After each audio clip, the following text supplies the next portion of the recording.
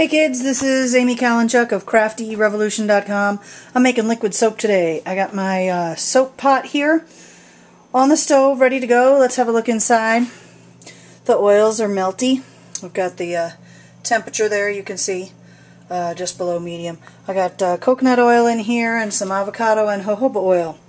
Over here I have my water measured out and my potassium hydroxide. Okay, it's been just about a minute and this lye water here is relatively clear and is ready to be added. So I'm going to add the whole thing into my soap pot. Here we go, into the warm oils, and that's what it looks like. Okay, just add it. And I'm going to set the timer, rather the stopwatch, on my iPhone. Okay, and we'll see how long it takes this thing to get to trace. Alright, so we're going to put that heat, I'm turning the heat up just a little bit, just to just past medium. And I'm going to stick blend this thing. Now it takes a while, so I'm not going to stand here and have a 15-minute video of me stick blending, because really, you're, well, it would be an insomnia cure. Maybe I should sell that. No, I'm going to stick blend it, and I'll cut the video, and I'll show you on my timer how much time it actually took. Because really, making liquid soap on the stove does not take that long. So let's hit it with the stick blender here.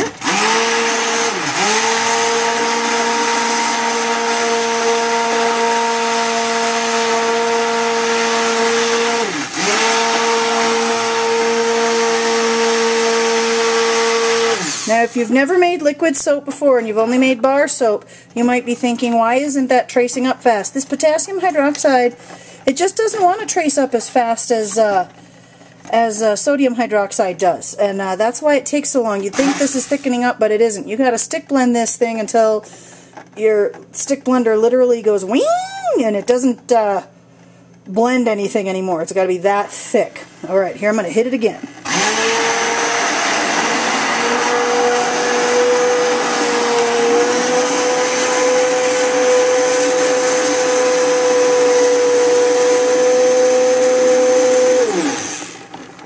So I'm going to do this off and on for the next few minutes. I'm going to go click my iPhone now. Got to put the camera down to do that though. Click my iPhone and see how long it takes to get this sucker to trace. Okay. Okay, we're at just over a minute. Let's see what it looks like. Here it is. Let's raise this up a little bit so you can see it. It's a lot whiter than it was. It's not thick, but it's definitely white throughout. And I don't know if you can hear the heat, but it's starting to make it boil a little bit. We want some heat, but we don't necessarily want this to boil. That could be potentially dangerous. Now, the two things that help trace to occur are what, kids? What are they? That's right, heat and agitation. So we're going to agitate this with the stick blender, and we're going to continue to apply heat, and we're going to get this thing to come to trace. So already it's looking cohesive, but this is not trace. Do not be fooled. Now, if you have experience with bar soap, you will look at this, and you will look at me dragging this through this stuff and think, that's a trace. You are wrong. I'm sorry to inform you. For liquid soap, we need much more time than this to get it to trace. I will continue, and the timing continues. And we're at almost 7 minutes. Let's have a look. Have a look at this when I blend it.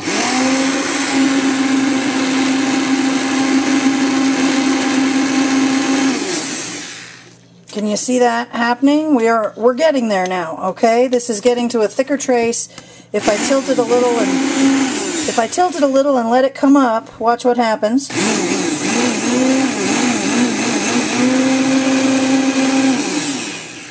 It's starting to get a little gloppier, and you can see that the color is similar throughout. We are still not quite there yet. I just wanted to show you the process as it happens. I'm not constantly stick blending. I know someone's going to ask that. Did you stick blend for, 10 minutes straight or whatever? No, not straight. You got to give your stick blender a rest. I'm playing with the heat a little bit too. I turned it down, and trace wasn't happening fast enough for me because I'm impatient. So I turned it back up a little. I had turned it down closer to low, and now it's closer to medium. I've also got my oven preheating. Please pardon the stains in our oven here. We actually do live here and use our kitchen, but you can see it's on just in between warm and 200. After this traces and is ready to go, I'm going to put it in the oven and let it cook. Potassium hydroxide needs help. It needs the help of this heat to get it going. It cools down so fast after it hits that water that it needs this heat to get to trace. Once it does, I'm going to put it in the oven, and in a warm oven, put a lid on it and turn it off. And the residual heat will keep it cooking, and it's going to cook all the way through overnight. Let's see if we can get this to trace before 15 minutes happens. Let's hit it. Here we go.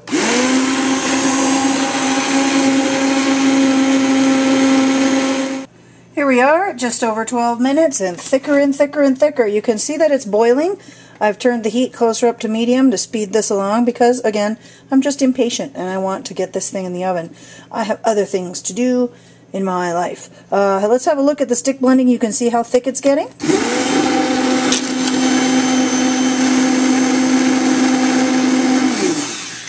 Alright, almost at 15 minutes. Let's have a look. It's very thick now, and remember that sound I made before with my stick blender? My stick blender is starting to strain now.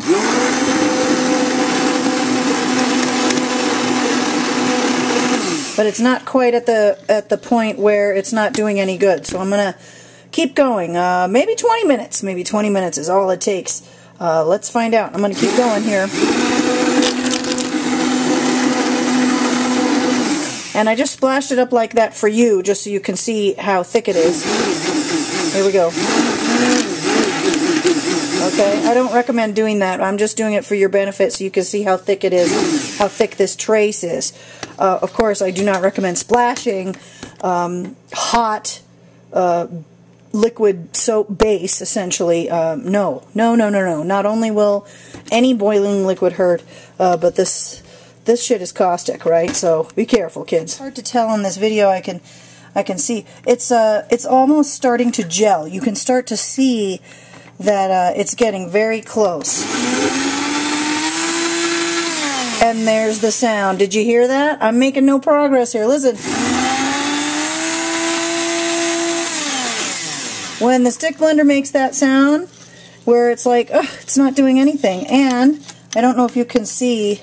I wish you could see. It's hard with the shininess, you know, of the video, but this is starting almost to gel. But let's listen to that sound of the stick blender one more time.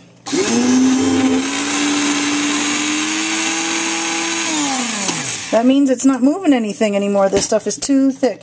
And have a look at how thick it is. Okay, very thick trace. A little bit of boiling bubbles there. It's very hot. And the temp is between medium and low on the stove. And we are ready to put this thing to bed. So what I'm going to do is put a lid on it and put it in the oven. And I'm going to turn that oven off, okay? I've got it preheated, and I'm going to turn the oven off. And this stuff is going to be soap. And when it is, I'll take a video of that too, and you can come see it. I hope you've enjoyed my video tutorial of making liquid soap in your own kitchen. Of course, I've written a book on that subject, and you can find that book at www.crafte-revolution.com. All the ebooks there are photograph tutorials, so everything I've done here you will have a photo of in that book, and you'll have it forever, step by step, to help you through the process. All the books are available for immediate download. I encourage you, if you enjoyed this tutorial, to leave me a comment, or if you have a question, please do so. I'm happy to join that conversation. I got to put this camera down though right now because putting this thing in the oven is a two-hander job. So thanks a lot for joining me today, and I'll post the video of the completed soap paste when that happens. Thanks.